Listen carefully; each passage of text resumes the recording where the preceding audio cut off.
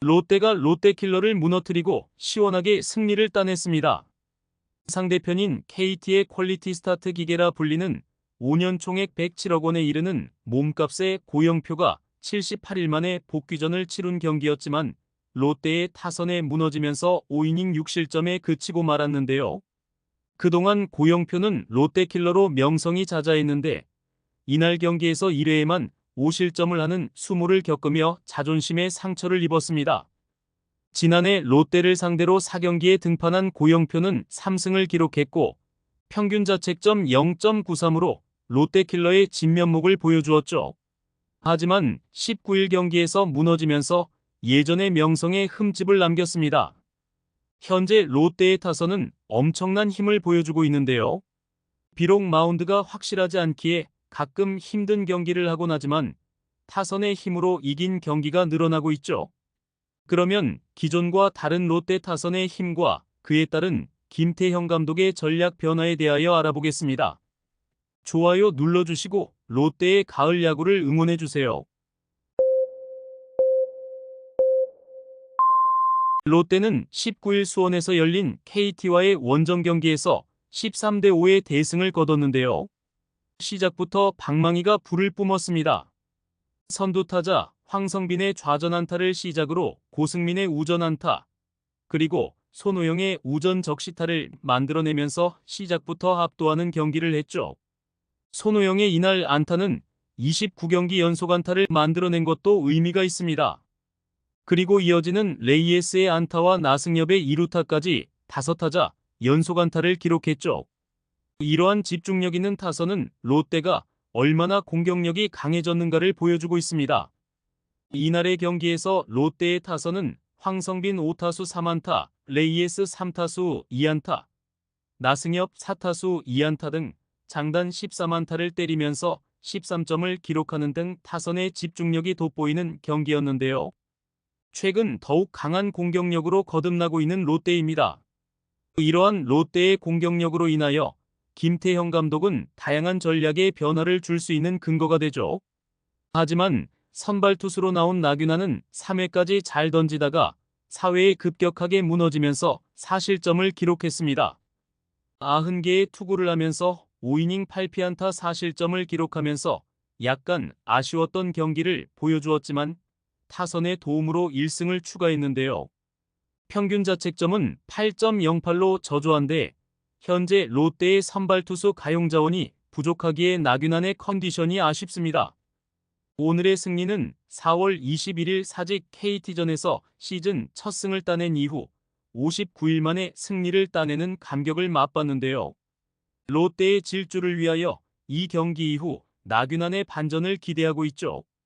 최근 롯데가 좋은 흐름으로 가다가 자주 끊기는 것은 마운드의 문제가 큰데요. 최근 타선의 흐름만 본다면 최고의 팀이라고 봐도 되죠. 이번 경기에서는 무엇보다 롯데킬러인 고영표를 상대로 1회에만 5점이 폭발했다는 점에서 의미가 컸습니다. 경기 후 감독의 평가는 경기 초반 상대의 선발 투수가 카운트를 잡으러 들어오는 공을 타자들이 놓치지 않고 잘 공략해 득점으로 연결되며 승기를 잡을 수 있었고 타자들이 끝까지 집중력을 잃지 않고 타격을 해줘 다득점으로 연결되며 승리할 수 있었다라고 총평을 했습니다. 그리고 롯데의 또 다른 위험 요소가 등장했는데요. 유강남과 정보근이 한 번에 1군에서 말소가 되었죠. 그리고 손성빈과 서동욱을 투입하여 번갈아가면서 안방을 지키게 되었습니다. 유강남은 오금이 좋지 않아 일단 쉬게 하지만 정보근의 1군 말소는 질책성에 가깝죠. 정보근은 15일 하루에 홈런 2개를 터뜨리는 등 타석에서 좋은 감각을 뽐냈지만 포수 출신 사령탑인 김태형 감독의 눈높이에 맞게 경기를 운영하지 못했는데요. 일단 유강남은 괜찮아지면 바로 복귀가 예상되지만 돌아오기 전까지 젊은 포수들에게 안방을 맡겨야죠. 약간 불안한 점도 있지만 현재 롯데의 타격이 이러한 운용을 가능케 합니다. 또한 타격의 뜨거운 분위기에 김태형 감독은 변화된 전술을 생각하고 있습니다. 그래서 김태형 감독은 선발 투수진에서 선수 한 명을 빼 불펜 투수로 기용하여 허리를 강화한다는 승부수를 띄울 예정인데요. 전반기 종료까지 13경기를 남겨둔 롯데는 30승 38패이므로 8위에 머물고 있죠. 후반기에 포스트 시즌 진출 경쟁을 벌이려면 전반기가 끝날 때는 승패 마진을 적어도 -5 정도로 맞춰야만 한다고 생각합니다. 이를 위해서는 남은 13경기에서 8승 5패 정도의 성적을 내야죠. 쉽지만은 않은 목표지만 최근 불을 뿜고 있는 타선을 고려한다면 마운드만 안정을 찾으면 충분히 가능성이 있는 상황인데요. 롯데가 본격적으로 승부를 거는 시기는 부상으로 전열에서 이탈한 찰리 반즈가 돌아오고 난 뒤를 생각하고 있습니다. 김태형 감독은 반즈는 전반기에 못 올 것 같다. 반즈가 돌아오고 나면 후반기에는 선발 로테이션을 조정할 것이라고 밝혔죠. 개막 당시 롯데의 선발 로테이션은 반즈, 윌커슨, 박세웅, 나균환, 이인복으로 구성을 했지만 부상과 부진 등을 이유로 현재는 박세웅, 윌커슨, 한현희, 김진욱, 나균환으로 선발진을 돌리고 있는데요. 올스타 휴식기가 끝나고 반즈가 돌아오면 개막 당시에 구상을 했던 선발 로테이션을 다시 꺼내들 수 있을 것입니다. 김태형 감독이 생각하는 승부수는 현재 선발진에서 던지는 투수 한 명을 불펜으로 보내는 것인데요. 윌커슨과 박세웅이 나오는 날은 이닝을 끌어주니까 이기고 있을 때 중간을 보강해서 붙어야 한다. 물론 선발 투수가 중요하지만 중간 투수가 너무 헐겁다고 이야기했습니다. 확실하게 이길 수 있는 경기는 잡고 가겠다는 계산인 것이죠. 김태형 감독은 지는 경기는 편하게 생각하고 확률이 있는 경기를 잡아야 한다. 그런 식으로 투수진 운용을 생각 중이라고 이야기했습니다. 흔히 감독들은 매 경기 최선을 다해야 한다라고 말하지만 정규리그 144경기를 운영하다 보면 선택과 집중이 필요한 순간이 옵니다.